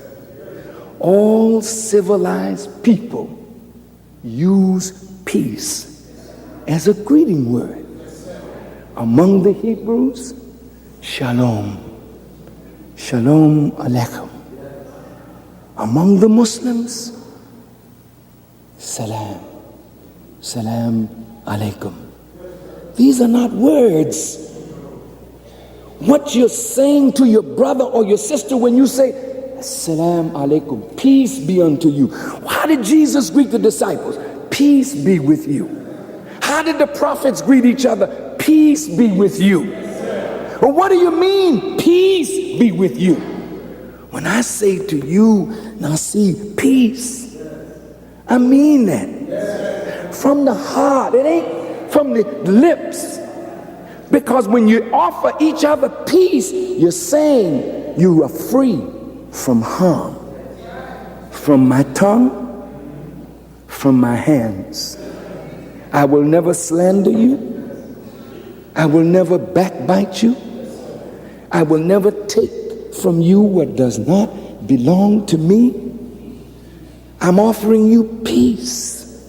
And that peace comes from righteousness. And if you're not willing to do right by one another, you don't mean peace. So peace can't be a slogan. Peace, there it is. You can say it, but now we got to grow up from slogan. We got to make it real. Make it real. you put the gun down. You mean peace? You don't need a weapon. I don't need a weapon to deal with my brothers. We have peace. If we have a disagreement, so what? If truth is the base of peace and unity, then speak the truth to me, brother. And if I recognize that it is the truth, God is the truth. Therefore, when you speak the truth, I have to bow no matter what my position is. Truth is the master. Truth is the Lord. Truth is the guide. Truth is the God.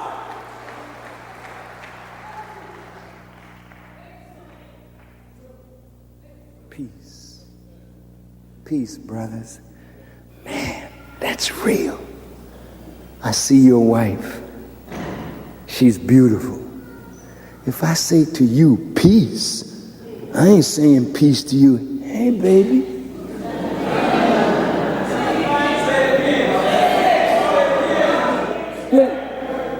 If I want to be at peace with you, I can't violate your home. I can't do that and mean peace. So peace implies a discipline. A discipline. You have to discipline your tongue. When you want peace, you can't slander and gossip and lie on one another. You can't do that and say peace.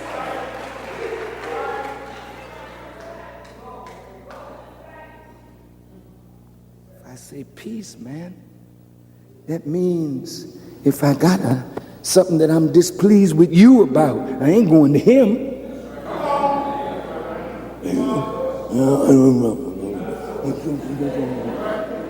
Before you know it, we disturbing the peace. I done went to another brother, wasn't even involved in it, got his head all messed up over something between me and you. When I say peace, man, I'm coming to you. Ben Chavis stood up.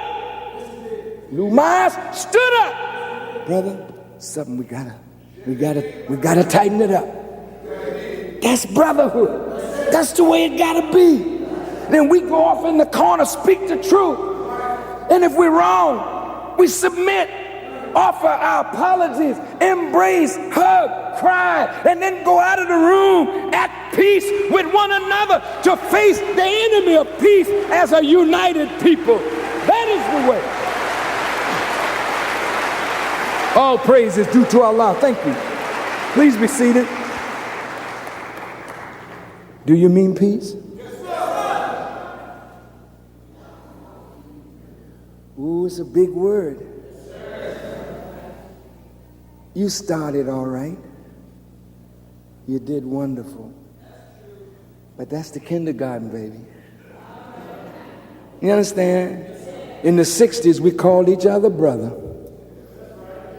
Hey, brother. My man, brother. Hey, sister.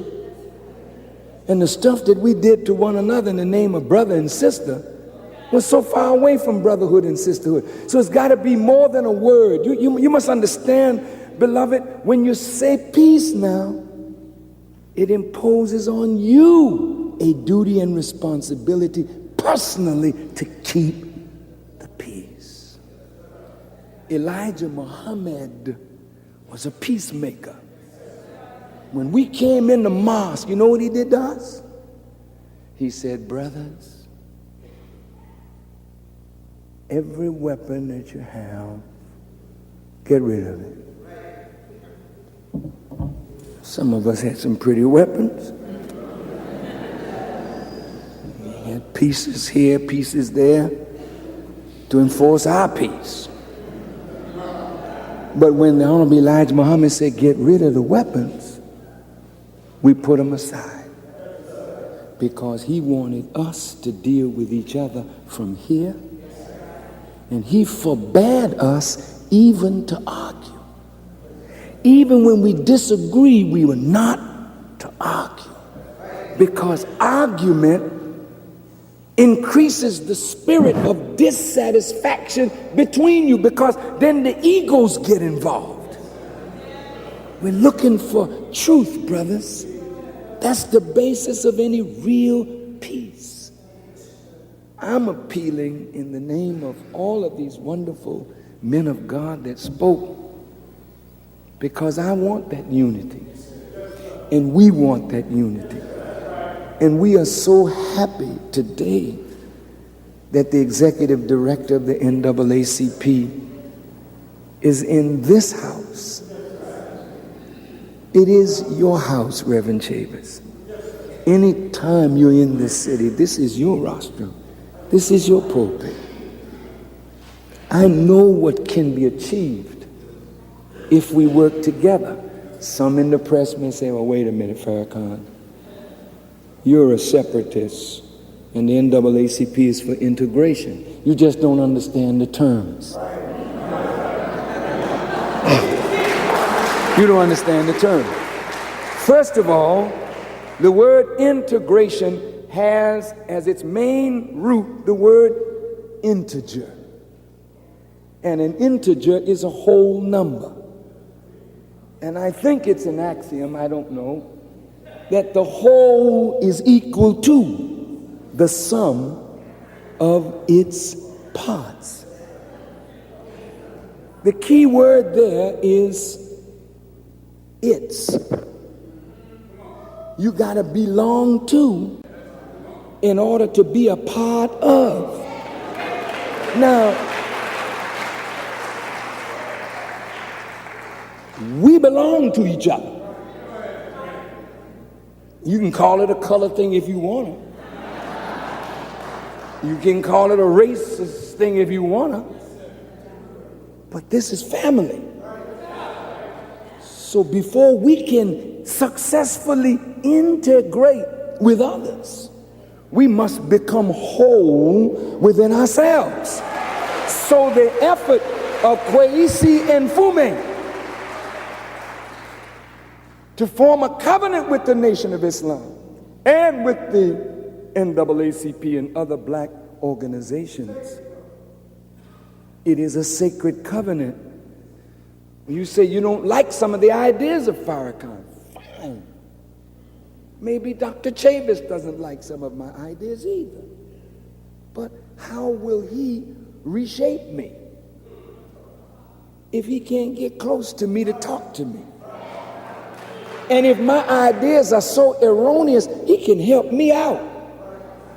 Not separate from me, but together. In a room, we hammer it out. What do you think about this? And if his idea is stronger and my idea is weaker, it got to go. Simple as that, isn't it? So don't worry about ideas being at variance, because when we come together as a family, we'll iron it all out, but we got to come together first. Isn't that sensible? So I'm an integrationist too.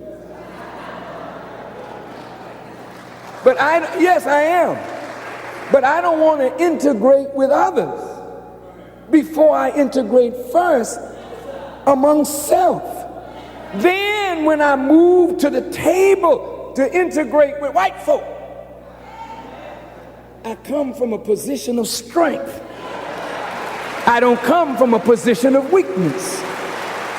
And maybe then we won't have to talk about integration. We talk about mutual respect and working together for the overall good of a country. I don't have to live with you. You don't have to marry my daughter, and I don't want your daughter. That's not the kind of integration that we're talking about. This filth integration. But let's sit down and integrate the bank. Maybe we'll sit down and negotiate what percentage of the bank we'll have. Now that kind of integration, we can talk. You don't want this silly integration, brother. You marrying the daughter of your former slave master, and you say we're integrated. That's silly. Hell no, let's own the country or a portion of it. They selling it to everybody else.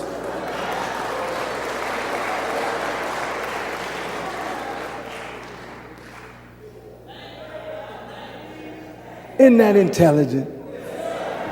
Well, family, let's go home then.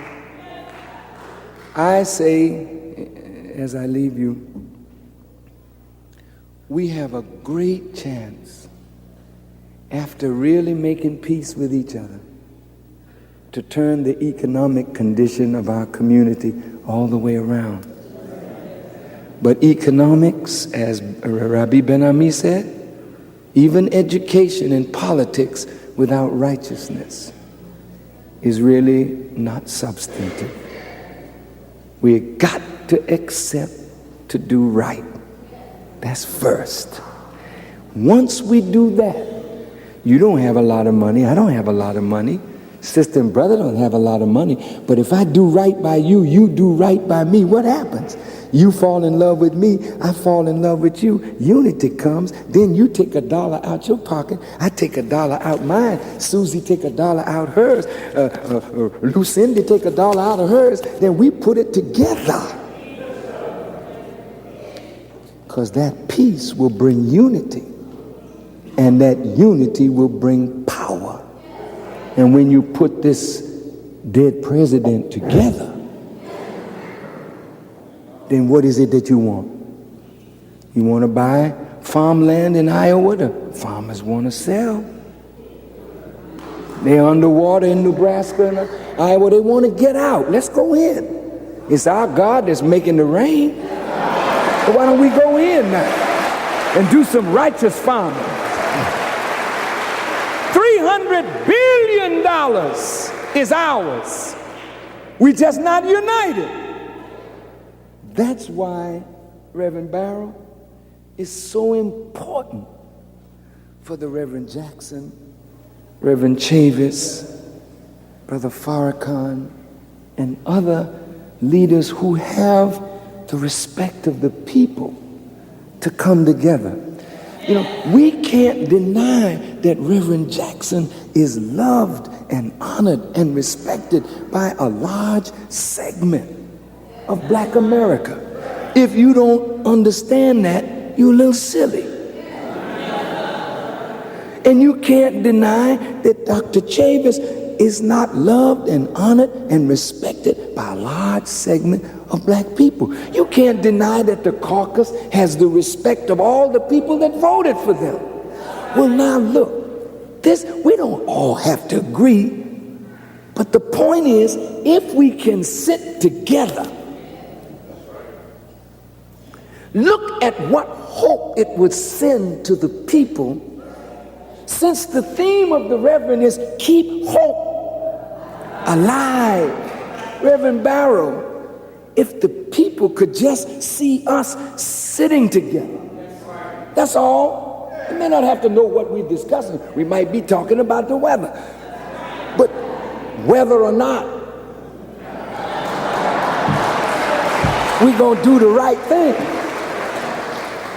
But my point is, if Reverend Jackson, Dr. Chavis, Rabbi Ben-Ami, Louis Farrakhan, and the national leaders started asking our people to pool the resources, would they do it? If we decided that we wanted to own CBS, and it's up for sale, and the Black leaders called out to Black America, put your money together, and such and so and so, would they do it? You know what Elijah Muhammad told me? He said, my bank is the hearts of my people. And as long as the heart of my people is with me, I'll never go to the bank with a check and it be marked insufficient funds.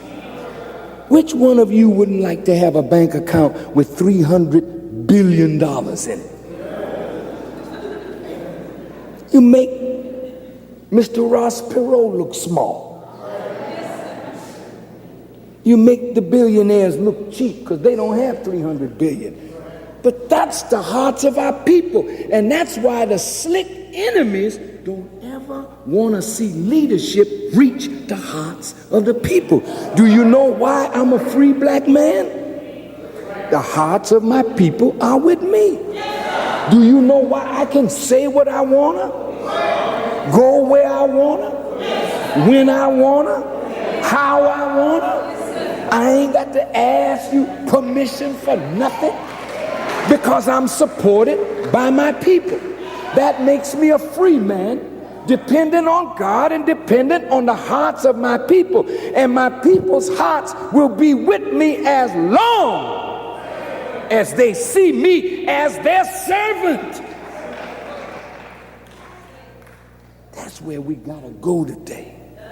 The NAACP will be one of the strongest organizations in the history of black America if the hearts of black America turn toward the NAACP. So if the board backs Reverend Chavis with his new vision, the NAACP will be independent. You won't need to ask this one for a grant, that one for this. Then when they start getting fidgety over this program and that, you got to pull back because somebody else is pulling the purse string. This is what we got to stop. Don't you want to be free? Don't you want to act like free men and women? What Jew do you think would organize a march on Washington and depend on Gentiles? That's his march, baby. That's his money. He want to run it. Next time we organize it, let us all put our money. Dr. King is our man. Dr. King came from us. So why shouldn't we back Dr. King? If it's a march in his honor, then the NAACP come up with money. The Urban League come up with money. The Nation of Islam come up with money. The Baptist Church come up with money. The Methodist Church come up with money. And we back the march, and then we can say who we want to speak, who we don't want to speak, and tell the white man, keep your damn mouth out of our family business. I'm through.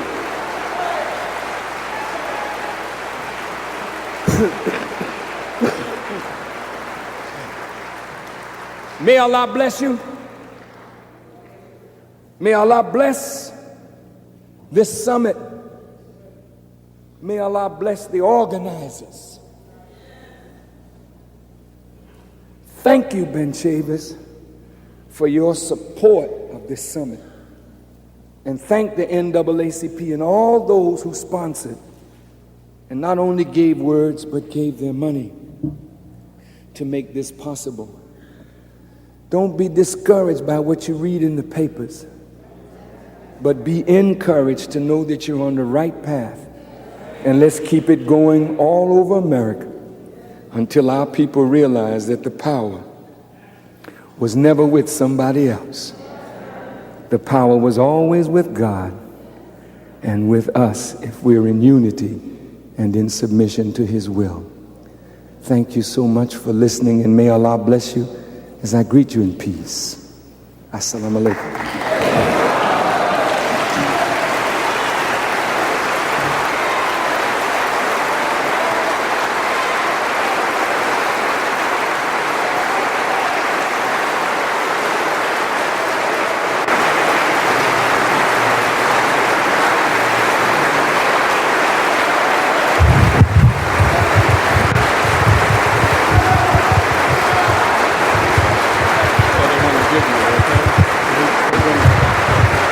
Brothers and sisters, could you take your seats for just 1 minute? I want to ask, please don't leave, please don't leave.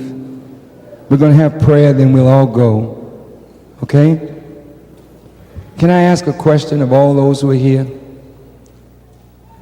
Do you understand that peace now implies a righteous conduct and dealing rightly with one another?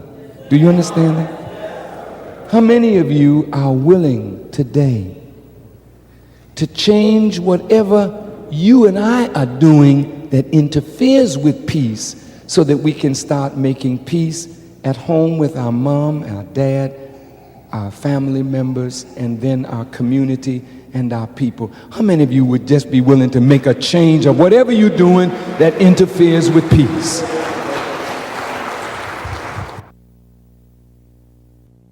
In October of 1994, and I must tell you that there are only 3,000 places available for us in Ghana. They don't have the hotel space that one of these large cities have. So after